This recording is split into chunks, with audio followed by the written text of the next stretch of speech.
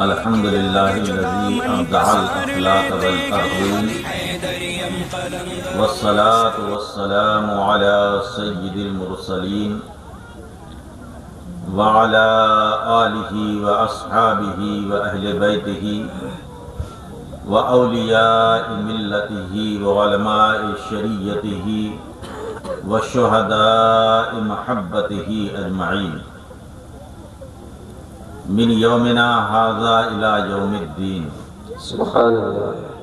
أعوذ بالله من الشيطان الرجيم. بسم الله الرحمن الرحيم. وقل رب زدني علما. ما شاء الله. صدق الله العظيم وصدق رسوله النبي الأمين المتين الكريم ونحن على ذلك لمن الشاهدين والشاكرين والحمد لله رب العالمين. سامعین کرام، تقریباً 1.5-2 گھنٹے سے آپ حضرات حضرت مولانا نور محمد صاحب کی نظامت اور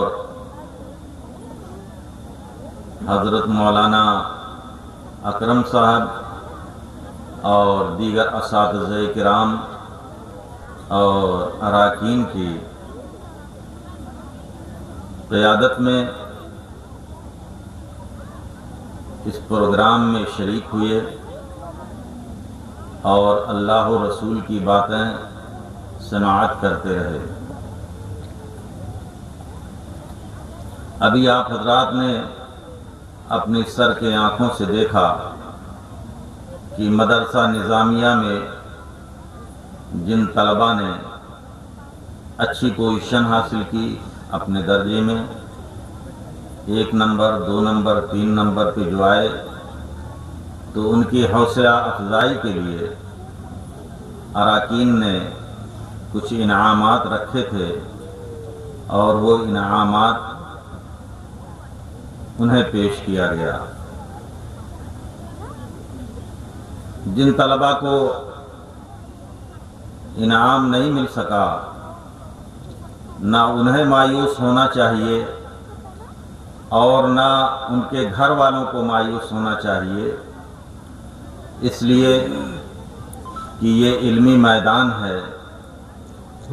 یہاں جو سبقت لے جاتا ہے اسی کو انعام دیا جاتا ہے. پڑھتے سب ہیں، کوشش سب کرتے ہیں. شاعر نے کہا ہے کہ گرتے ہیں شہسوار ہی میدان جنگ میں، گرتے ہیں شہسوار ہی میدان جنگ میں، وہ طفل کیا گریں گے جو گھٹنوں کے بل چلیں. تو یہ طلباء بھی پڑھ رہے ہیں اور یہ بھی ایک طرح سے میدان کے شہسوار ہیں، یہ کوئی کمزور نہیں ہیں، لیکن انہیں یہ حوصلہ ہونا چاہیے کہ آئندہ انشاءاللہ وہ بھی اچھی پوزیشن حاصل کریں گے اور انعام حاصل کریں گے. مایوسی نہیں ہونی چاہیے بلکہ حوصلہ ہونا چاہیے کہ ہم انشاءاللہ آئندہ سبقت لے جائیں گے. آپ حضرات نے اراکین نے علماء نے ہمارا استقبال کیا، ہار پھول پیش کیا. یہ آپ کی محبت ہے، لیکن حقیقت یہ ہے کہ یہ ہار پھول ان لوگوں کو پیش کرنا چاہیے جنہوں نے پوری سال محنت کی اور محنت کر کے آپ کے بچوں کو پڑھایا، اپنا خون جگر پلایا اور انہیں اس قابل بنایا کہ وہ اسٹیج پہ کھڑے ہو کر کے آپ کے سامنے کچھ بیان بھی کر رہے ہیں، نعت مناقب بھی پڑھ رہے ہیں. جبکہ بچہ تو یہ ہوتا ہے کہ اگر اس اپنا مظاہرہ مجھ سے قبل پیش کیا. اور اللہ کی بارگاہ میں دعا ہے، آئیے ہم اور آپ انتہائی عقیدت و محبت کے ساتھ گنبد خضرا کی طرف لو لگا کر، سنہری جالیوں کو آنکھوں میں بسا کر، لمبے لمبے ہاتھوں سے بھیگ دینے والے آقا و داتا، وجہ تخلیق کائنات جن کے صدقہ و طفیل میں یہ ساری کائنات بنائی گئی۔ اعلیٰ حضرت فرماتے ہیں وہ جو نہ تھے تو کچھ نہ تھا، وہ جو نہ ہو تو کچھ نہ ہو، وہ جو نہ تھے تو کچھ نہ تھا، وہ جو نہ ہو تو کچھ نہ ہو، جان ہے وہ جہان کی، جان ہے تو جہان۔ اسی عظیم المرتبت کی بارگاہ میں ہدیے درود و سلام پیش کریں اور پڑھیں۔ اللہم صلی علی سیدنا شفیعنا مولانا محمد معدن الجود والکرم، بارک وسلم صلاۃ و سلاما دائما کریما بکا یا رسول اللہ یا نبی اللہ۔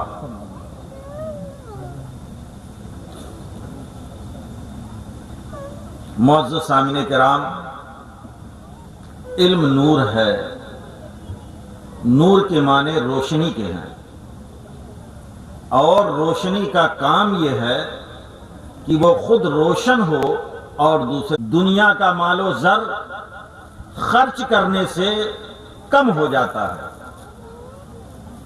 ختم بھی ہو جاتا ہے، لیکن علم ایک ایسی دولت بے بہا ہے جو خرچ کرنے سے اور بڑھتی ہے، اس میں اضافہ ہوتا ہے، اور صاحب علم کے علم میں کوئی کمی نہیں ہوتی ہے۔ مثال کے طور پہ آپ دیکھ لیں کہ جو علم کو پھیلاتا ہے، جو علم کی نشر و اشاعت کرتا ہے، وہ جتنا ہی مطالعہ کرتا ہے اور پڑھاتا ہے اس کے علم میں اضافہ ہوتا جاتا ہے، جو خرچ کرنے سے بڑھتی ہے اور اس میں اضافہ ہوتا ہے۔ جس کے پاس علم ہوتا ہے تو صاحب علم کی علم خود حفاظت کرتا ہے، ابناک کر دیتا ہے، اسے ایسا جگمگا دیتا ہے کہ وہ جب تک زندہ رہتا ہے وہ جگمگاتا رہتا ہے، اور دنیا سے جانے کے بعد بھی اس کا نام و نشان کبھی مٹتا نہیں۔ آقا ارشاد فرماتے ہیں من سارا بالعلم حیا لم یمت ابدا، جو علم کی وجہ سے زندہ رہتا ہے وہ کبھی مرتا نہیں۔ نعرے تکبیر، نعرے رسالت، حضور شہزادے فقیہ ملت، نعرے تکبیر، نعرے رسالت۔ اور ان سارے علوم میں علم دین کو سب سے زیادہ اہمیت اور حیثیت حاصل ہے۔ ایسا کیوں ہے؟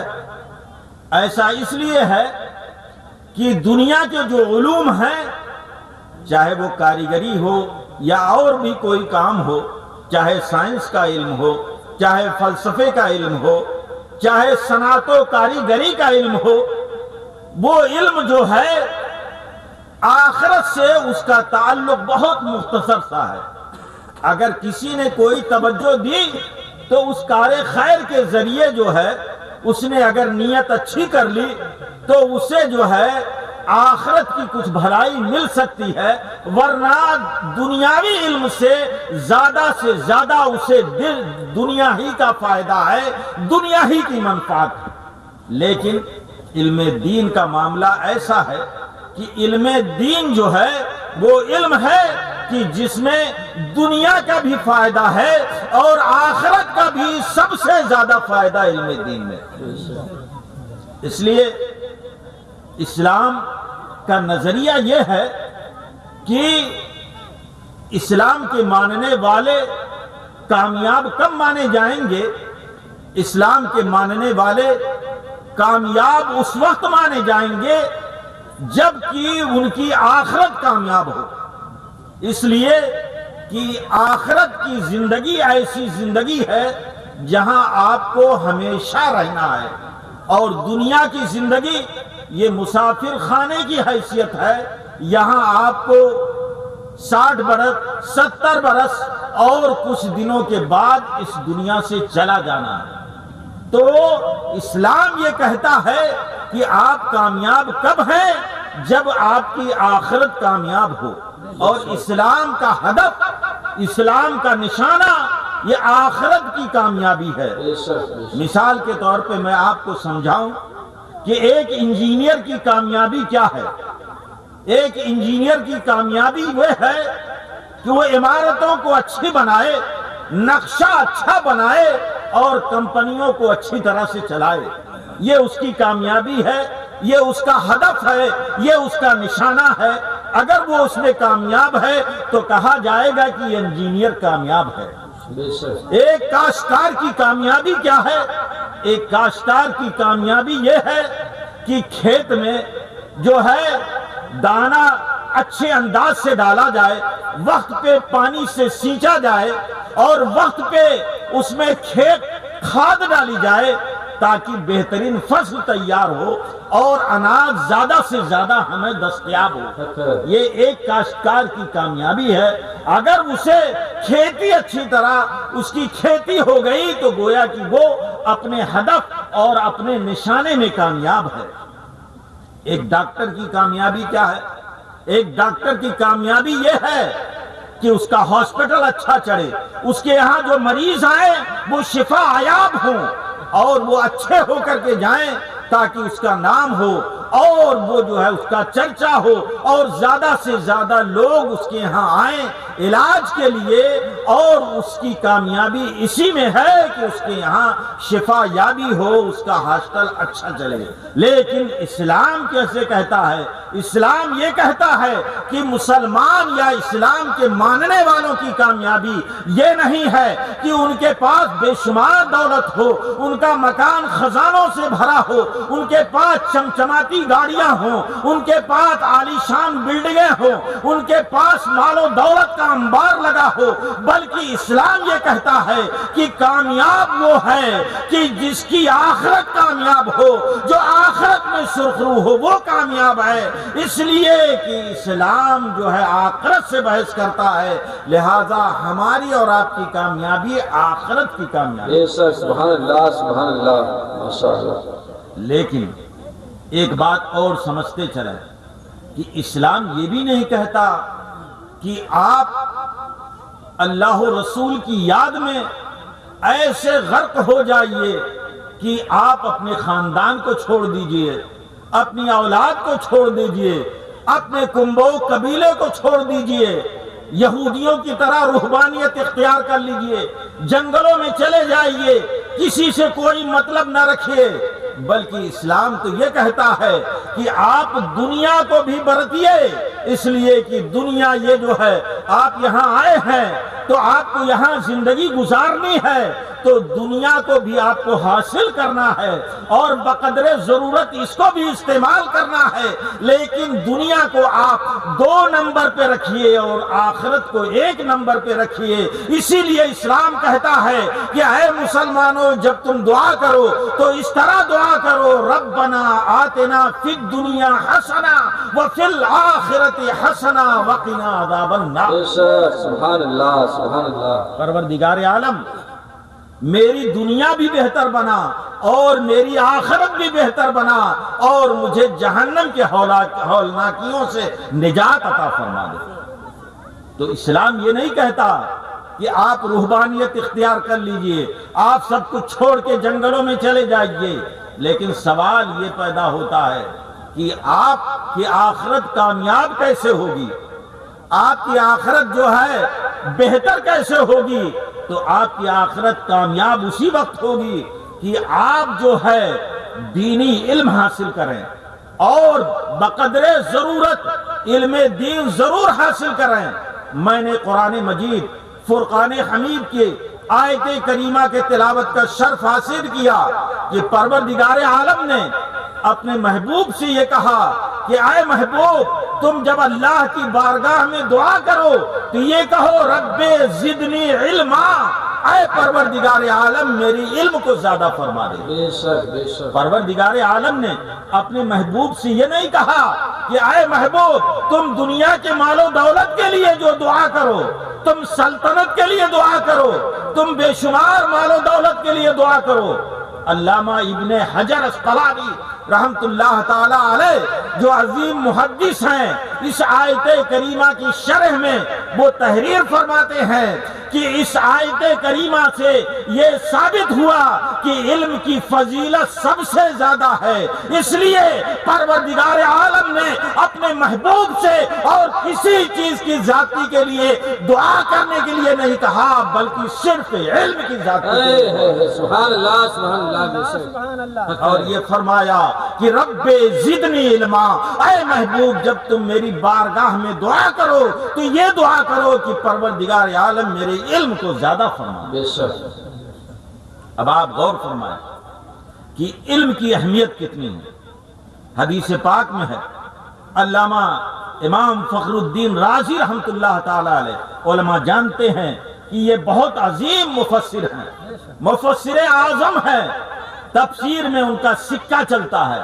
علامہ امام فخر الدین رازی رحمۃ اللہ تعالی علیہ کا وہ اپنی کتاب تفسیر کبیر میں لکھتے ہیں کہ آقا کریم صلی اللہ علیہ وسلم کے پاس ایک صحابی رسول تشریف فرما، اتنے میں حضرت جبریل آئے اور انہوں نے عرض کیا کہ یا رسول اللہ، یہ صحابی جو آپ کی بارگاہ میں بیٹھے ہوئے ہیں کچھ دیر کے بعد جو ہے ان کا انتقال ہو جائے۔ آقا کریم صلی اللہ علیہ وسلم کو جب یہ خبر ملی تو آپ نے اس صحابی رسول سے فرمایا کہ میرے پاس ابھی جبریل امین آئے تھے اور مجھے یہ وحی آئی ہے کہ ابھی جو ہے کچھ دیر کے بعد آپ کا انتقال ہو جائے۔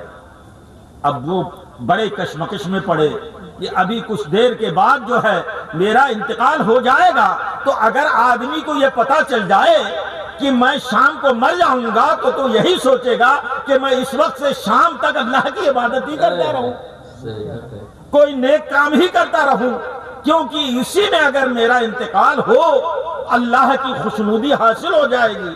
پروردگار عالم مجھے میری روح جب قبض کرے گا تو میں اللہ کی بارگاہ میں اس کی عبادت کروں گا، کوئی کار خیر کروں گا اور اللہ کو پسند آ جائے گا، تو اسی حالت میں میری جو ہے روح قبض ہو جائے گی تو یہ اچھی بات ہوگی۔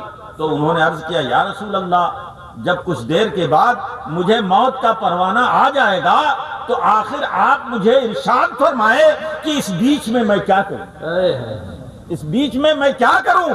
آقا کریم صلی اللہ علیہ وسلم نے کتنی پیاری بات فرمائی، اے میرے صحابی اشتغل فی العلم، تم علم حاصل کرنے میں مشغول۔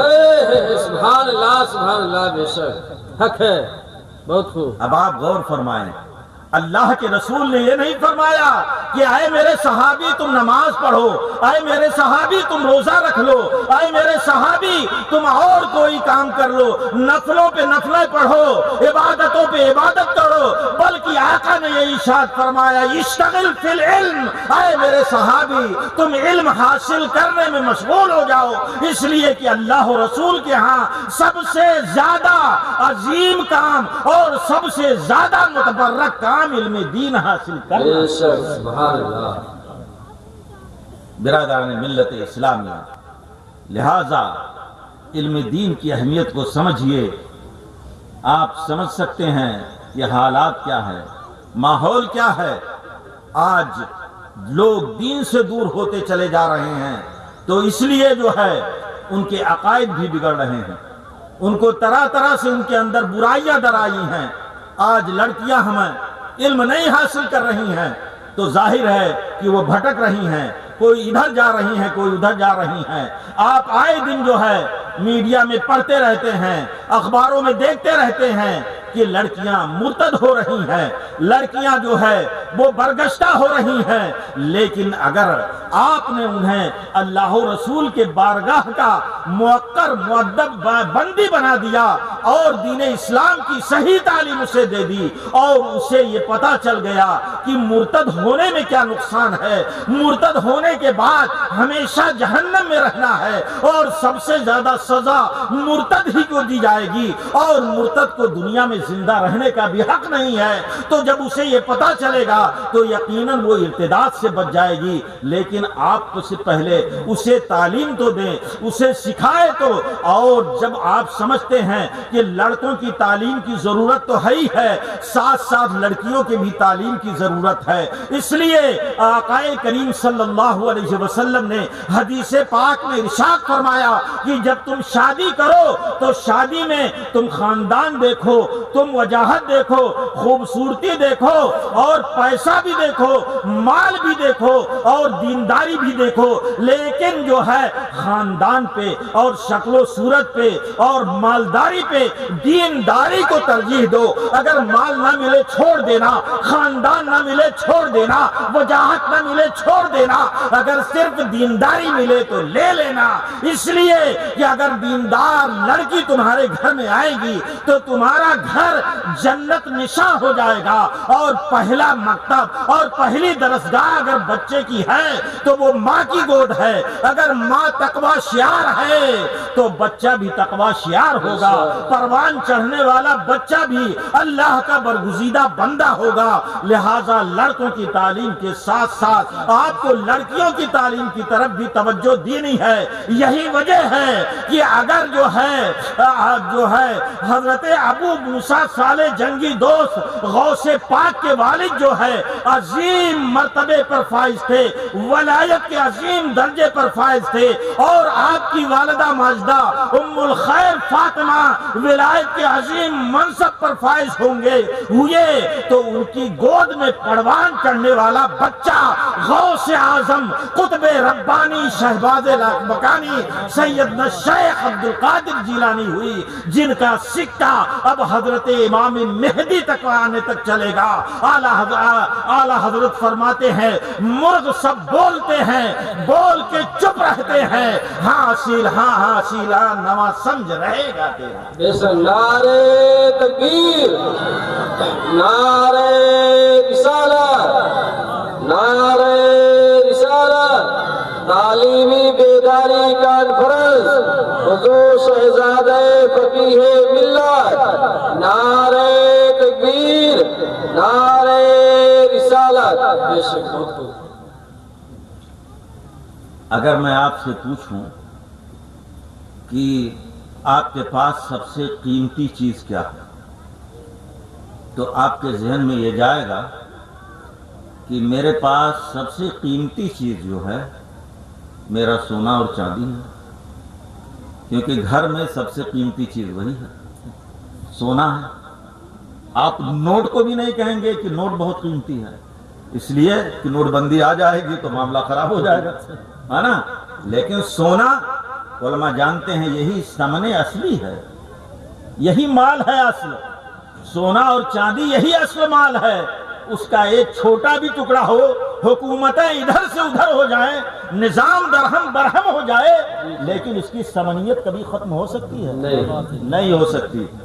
چاہے وہ کوئی یہ نہیں کہہ سکتا کہ میں سونا بند کر دوں گا، میں چاندی بند کر دوں گا، اس لیے کہ بینکوں کا جو اپ ڈاؤن نظام ہے اسی ثمن اصلی کے ذریعے پورا نظام اسی سے چل رہا ہے۔ یہ اگر ایک ٹکڑا بھی آپ کے پاس ہے آپ دنیا کے کسی کونے میں اسے گھنا سکتے ہیں اس کو، لیکن نوٹ تو یہ ثمن اصطلاحی ہے، گورنمنٹ نے مان لیا ہے آسانی کے لیے ہم کو کہ لانے لے جانے میں خرچ کرنے میں ہمیں آسانی ہے۔ والد صاحب علیہ رحمۃ رضوان بتاتے تھے کہ ہمارے بچپن میں جو ہے چاندی کے سکے چلتے تھے، اور جس کے پاس زیادہ چاندی کا سکہ ہوتا تھا، مان لیجئے 1 بوری یا آدھی بوری، تو وہ باقاعدہ جو ہے لاد کے لے چلتے ہیں، اس کے ساتھ جو ہے کچھ جو ہے اس کی حفاظت کرنے والے جو ہے بلہ بھالا اور وہ لے کر چلتے تھے کہ کہیں کوئی حملہ نہ کر دے۔ اور اس کے بعد جب اسے جو ہے لے جاتے لوگ، تو اس زمانے میں بھی فراڈ کرنے والے لوگ تھے، تو جب جاتے تھے کوئی چیز خریدنے کے لیے بنیے کے ہاں تو بار بار اسے ٹن ٹن کر کے دیکھتا کہ آخر کھرا ہے کہ نہیں ہے، اوریجنل ہے، اس میں کتنی ملاوٹ ہے۔ تو خریدنے میں اور یہ سب کام کرنے میں بڑا وقت ضائع ہوتا تھا، تو لوگوں کی سہولت کے لیے جو ہے یہ نوٹ جاری کیا گیا، لیکن ثمن اصلی وہی سونا ہے۔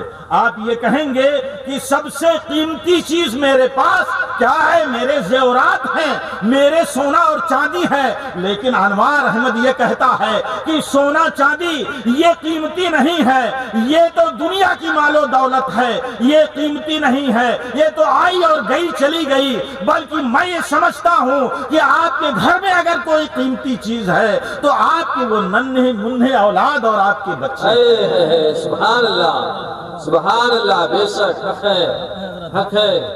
آپ کے وہ بچے ہیں، اس لیے وہ اتنے قیمتی ہیں کہ اگر آپ انہیں گالی سکھائیں گے تو وہ گالی سیکھیں گے، آپ انہیں ٹاٹا سکھائیں گے تو وہ ٹاٹا سیکھیں گے، آپ انہیں جو ہے السلام علیکم سکھائیں گے تو السلام علیکم سیکھیں گے، اگر آپ انہیں کھڑے ہو کر پانی پینا سکھائیں گے تو وہ کھڑے ہو کر پانی پئیں گے، آپ انہیں بائیں ہاتھ سے پانی پینا سکھائیں گے تو آپ وہ بائیں ہاتھ سے پانی پینا سیکھیں گے، آپ انہیں دائیں ہاتھ سے پانی پینا سکھائیں گے تو وہ داہنے ہاتھ سے پانی پینا سیکھیں گے۔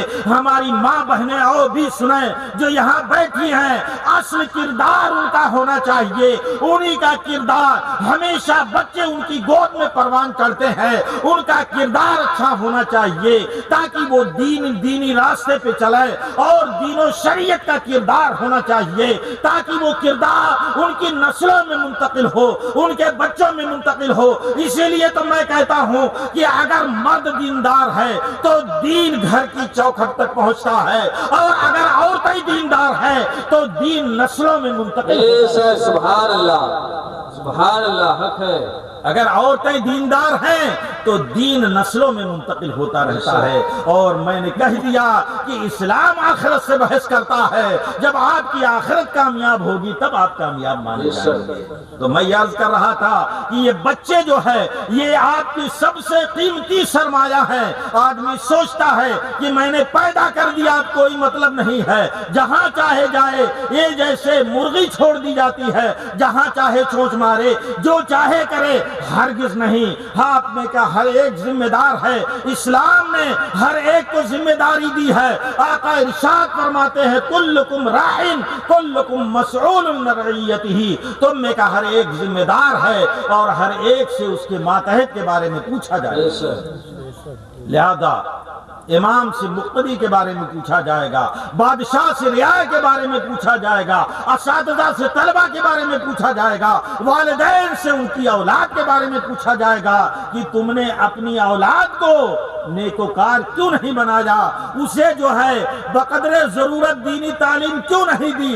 اس لیے کہ اگر آپ نہیں دیں گے اور آپ نہیں کوشش کریں گے تو کل جب قیامت میں ان سے باز پرس ہوگی تو آپ سے بھی پوچھا جائے گا کہ آپ نے اسے دینی تعلیم کیوں نہیں دی۔ لہذا آپ یہ غور فرمائیں کہ یہ بچے آپ کے سب سے قیمتی ہیں، ان پہ پورے نظر رکھیے، اور خاص طور سے اس میڈیا کے دور میں، اس جو ہے خطرناک ماحول میں ان پہ پوری نظر آپ کو رکھنی ہے کہ موبائل کا غلط استعمال تو نہیں کر رہا ہے، یہ کہیں بیہودہ بچوں کے ساتھ تو نہیں پھر رہا ہے، یہ کہیں برائیوں میں کہیں مبتلا ہو رہا ہے۔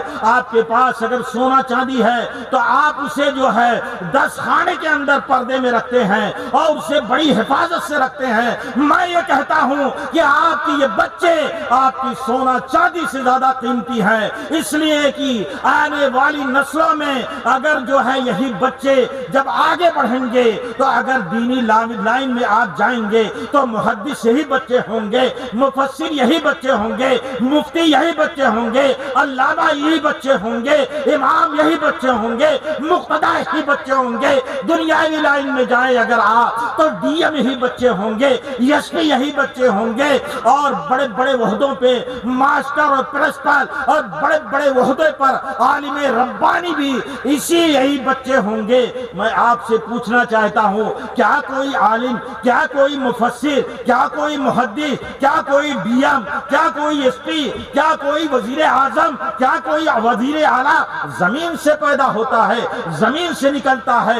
آپ کہیں گے ہرگز ہرگز نہیں. آپ کہیں گے کہ ہماری ہی نسلوں میں پیدا ہوتے ہیں، لیکن وہ کون لوگ پیدا ہوتے ہیں جو اپنے بچوں کو واچ کرتے ہیں، جو اپنے بچوں پہ نگاہ رکھتے ہیں، جو اپنے بچوں کو دیکھتے ہیں، جو اپنے بچوں کے اٹھنے بیٹھنے کو دیکھتے ہیں، جو اپنے بچوں کو جو ہے پوری نگاہ رکھتے ہیں. انہی کے بچے دینی لائن میں بھی آگے بڑھتے ہیں اور دنیاوی لائن میں بھی کامیاب ہوتے ہیں.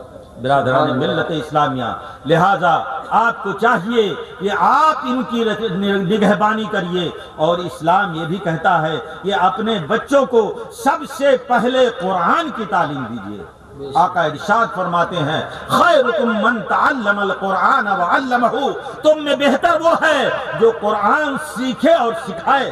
آقا ارشاد فرماتے ہیں خیرکم من تعلم القرآن وعلمہ. آپ کیا سمجھتے ہیں کہ مولانا صاحب ہیں، بڑی مختصر تنخواہ ملتی ہے اور جو ہے بڑے کم درجے کے کپڑے پہنتے ہیں اور یہ کیا ہے؟ یہ تو کچھ نہیں ہے. میں بہت بڑا ہوں، میری 1 لاکھ تنخواہ آتی ہے اور میں بڑے کر و فر سے رہتا ہوں، میں جو ہے گاڑیوں سے چلتا ہوں، میری شاندار عمارتیں ہیں. نہیں، آقا ارشاد فرماتے ہیں خیرکم من تعلم القرآن وعلمہ، تم میں بہتر وہ ہے جو قرآن سیکھے اور سکھائے.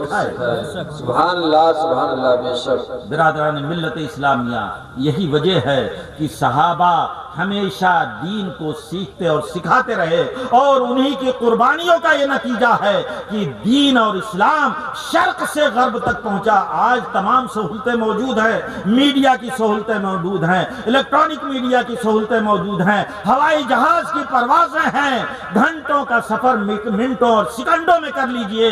لیکن قربان جائیے ان صحابہ پہ جو ریگستانوں میں اپنے گھوڑے دوڑاتے رہے، اونٹوں پہ سوار رہے، تپش کو برداشت کرتے رہے اور دھوپ کے تپیرے کو اور اس کے جو ہے تپشوں کو برداشت کرتے رہے.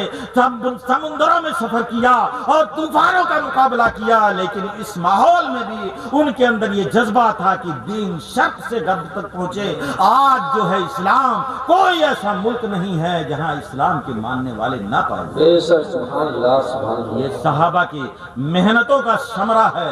برادران ملت اسلامیہ، میں آخری بات آپ کو یہ بتاتے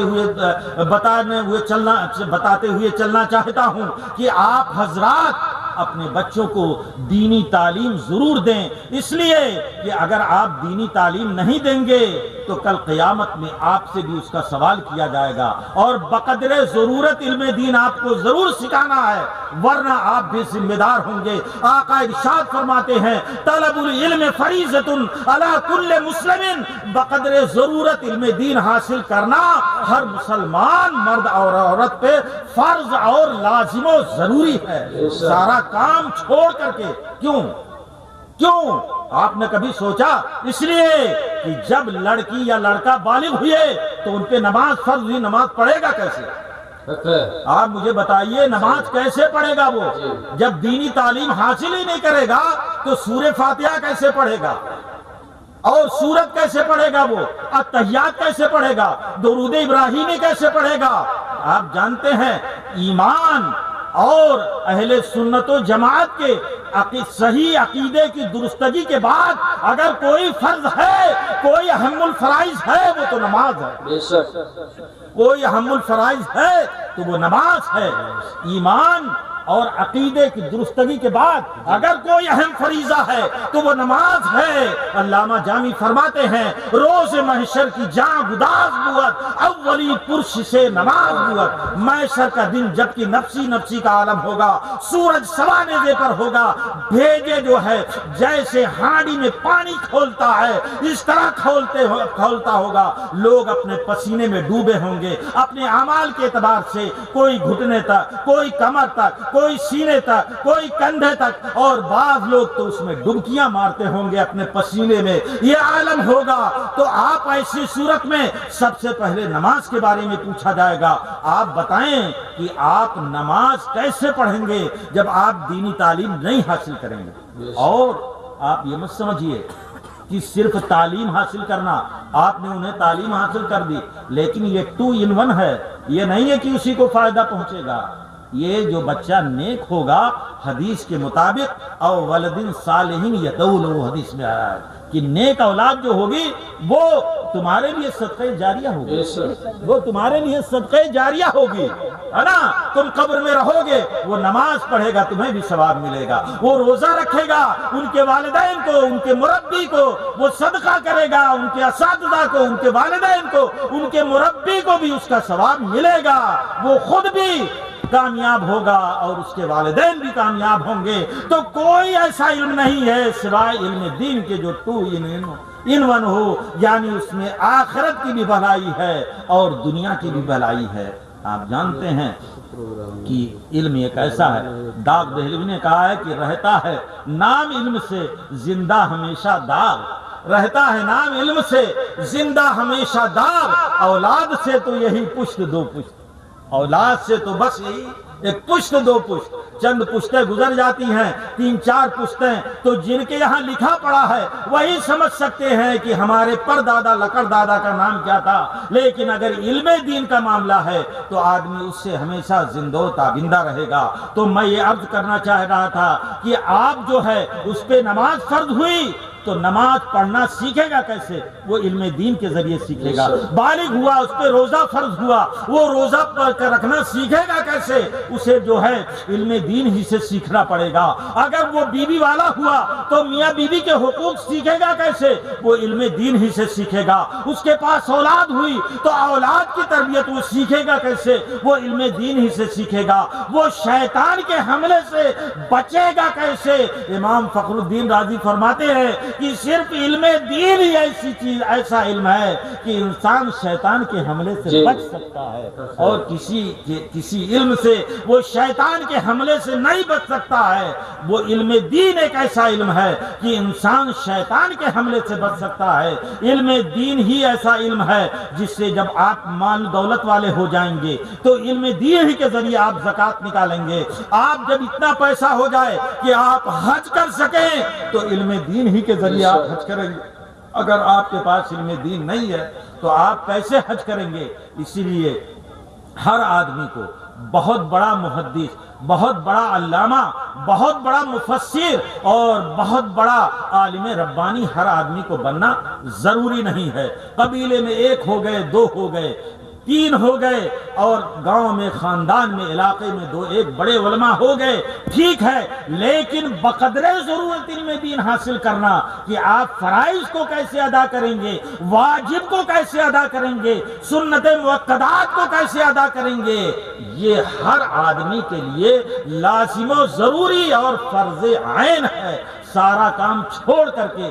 بلکہ اسی حدیث کے تحت حضرت علامہ شامی رحمۃ اللہ تعالی علیہ لکھتے ہیں کہ ہر آدمی کا جو پیشہ ہے اس پیشے کے اعتبار سے اس پیشے کا علم بھی اسے جاننا فرض عین ہے۔ فرماتے ہیں کہ جو جانور ذبح کرتا ہے اس کے لیے یہ جاننا فرض ہے کہ جانور میں کون سا حصہ اور کون سا گوشت کھانا حلال ہے اور کون سا گوشت کھانا حرام ہے، اس لیے کہ اگر وہ نہیں جانے گا تو لوگوں کو حرام کھلا دے گا اور لوگوں کی روحانیت میں فرق آ جائے گا۔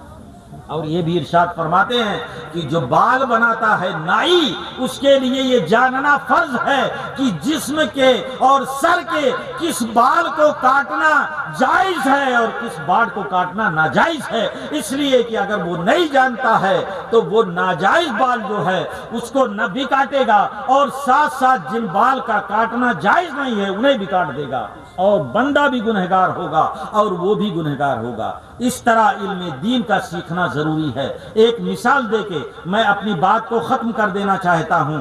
آپ دیکھیے، ایک لفظ ہے واللہ، یعنی غاد اور لام۔ تو اگر آپ نے قرآن صحیح نہیں پڑھا ہے، آپ نے جو ہے دینی تعلیم نہیں حاصل کی ہے، تو آپ کچھ کا کچھ پڑھ دیں گے، معنی میں تبدیلی ہو جائے گی۔ مثال کے طور پہ واللہ ہے تو غاد سے ہم نے پڑھا واللہ، تو معنی بھٹک جانے کے، گمراہ ہو جانے کے ہیں۔ جیسے الحمد شریف میں ہے وَلَضَّالِّينَ، اور نہ ان کا راستہ جو بھٹکے ہوئے ہیں، اے اللہ ان کو ان کے راستے پہ مت چلانا جو بھٹکے ہوئے ہیں، ہے نا؟ تو وہاں وَلَضَّالِّينَ ہے۔ لیکن اگر کسی نے غاد کو جو ہے غلہ پڑھ دیا، غال سے پڑھ دیا، تو اس کے معنی ہو گئے ذلیل ہونے، ہے نا؟ اور کسی نے اس کو زو سے پڑھ دیا، غلہ پڑھ دیا، تو اس کے معنی سائے کرنے کے، اور اگر کسی نے اس کو زے سے پڑھ دیا، زلہ پڑھ دیا، تو اس کے معنی جو ہے پھسل جانے کے۔ اب آپ سوچیں کہ قرآن کا علم کتنا اہم ہے اور کتنا ضروری ہے۔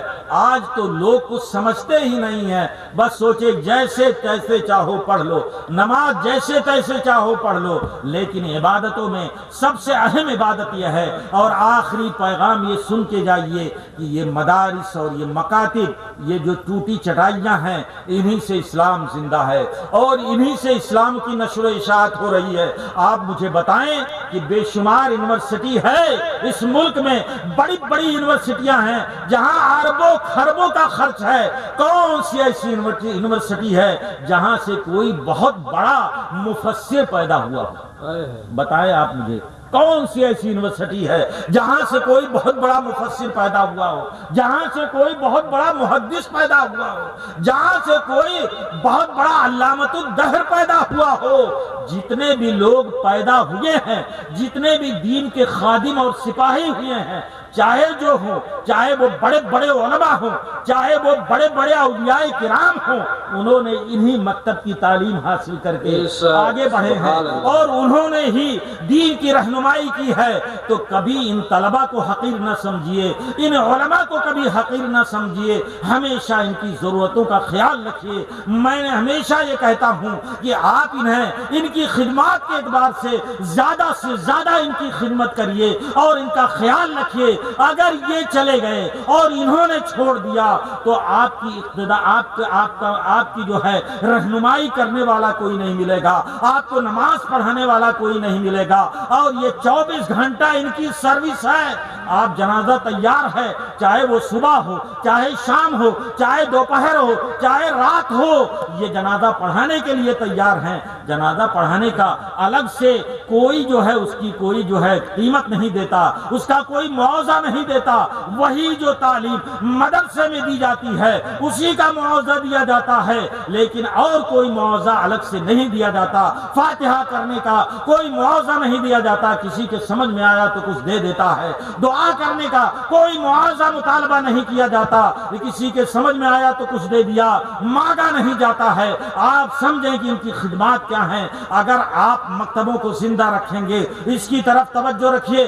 اللہ نے آپ کو نعمت دی ہے، آپ کو دولت دی ہے، تو جہاں آپ اپنے بچوں پہ خرچ کرتے ہیں، اپنے مکانات پہ خرچ کرتے ہیں، اپنی ضروریات پہ خرچ کرتے ہیں، آج یہ پیغام لے کر جائیے کہ اس کا ایک حصہ ہم مدارس پہ بھی خرچ کریں گے، مکاتب پہ خرچ کریں گے، اس لیے کہ اسلام اسی سے زندہ ہے، اسلام کی نشر و اشاعت اسی کے ذریعے ہے۔ آپ بتائیں، جب اکبر نے دین الہی کو قائم کیا تھا، اسلام کے مقابلے میں دوسرے دین کو جو ہے قائم کیا تھا، اس کا دین الہی رکھا تھا، تو اس زمانے میں بڑے بڑے بادشاہ تھے، بڑے بڑے عمرا تھے اور بہت سارے لوگ تھے، ایک سے ایک اسٹیٹ تھے، نوابین تھے۔ کسی نے مقابلہ کیا اکبر کا؟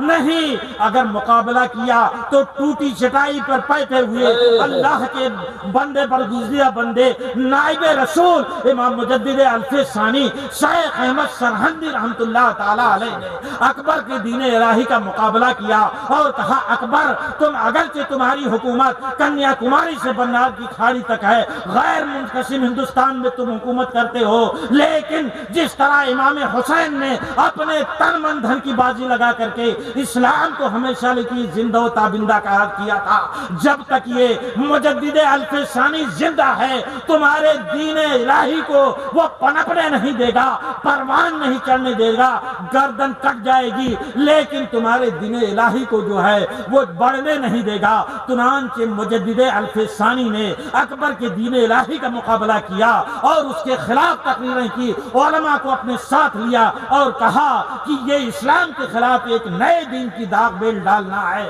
جو اسلام کے خلاف ہے اور اسلام سے متصادم ہے، لہذا اس کو ختم کیا جائے اور اس کو کوئی پیروکار نہ ہو۔ چنانچہ آپ کی وہ محنت رائے گاں آئی اور آپ نے مقابلہ کیا تو دین الہی کو ہمیشہ کے لیے صبح قیامت تک کے لیے ختم کر دیا اور دفن کر دیا، اور اکبر کی تابوت میں آخری کیل ٹھوک کر کے اسلام کو ہمیشہ کے لیے زندہ و تابندہ کر دیا۔ بے شک، سبحان اللہ، سبحان اللہ۔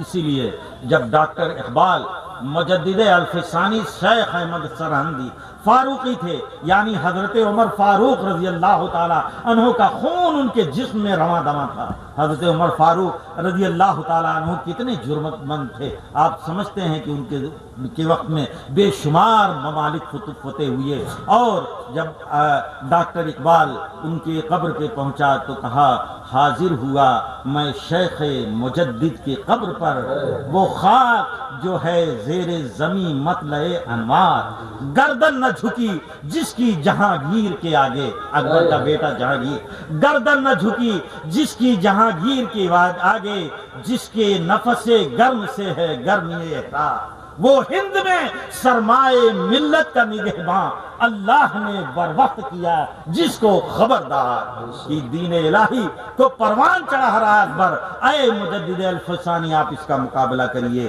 تو میں دیکھیے پھول کی پتی سے کٹ سکتا ہے ہیرے کا جگر، مرد ناداں پر کلام نظم و نازک بے سر، یہ قصہ لطیف ابھی ناتمام تھا، جو کچھ بیان ہوا وہ آغاز بات تھا۔ آج یہ پیغام لے کر جائیے کہ آپ اپنے بچوں کو دینی تعلیم ضرور دیں، اور ان مکاتب کو، ان مدارس کو آپ ہمیشہ زندہ رکھیں، اسی سے اسلام کی جو ہے تعلیم زندہ ہے، اور اسی سے اسلام کے تمام جو معمولات ہیں وہ اسی سے زندہ ہیں، اور کہیں آپ کو وہ چیز نہیں ملے گی، لہٰذا اس کی طرف آپ توجہ رکھیں۔ یہی وجہ ہے کہ ہندوستان کی اسلامی تشخص جو ہے بہت مضبوط مانی جاتی ہے، اور ملک کے مقابلے میں، اور ملکوں میں تو بڑی آزادی ہو گئی ہے، لیکن الحمدللہ یہ ہمارے علماء کا فیضان ہے، یہ سرکار غریب نواز کا روحانی فیضان ہے کہ اسلام یہاں ہر طرح سے مطلب یہ ہے کہ پھل رہا اور پھول رہا ہے، اور حالات تو بگڑتے رہتے ہیں، بہت سب حالات اور آئے گئے۔ کیا آپ بتائیں مجھے اس سے خراب حالات ہے جو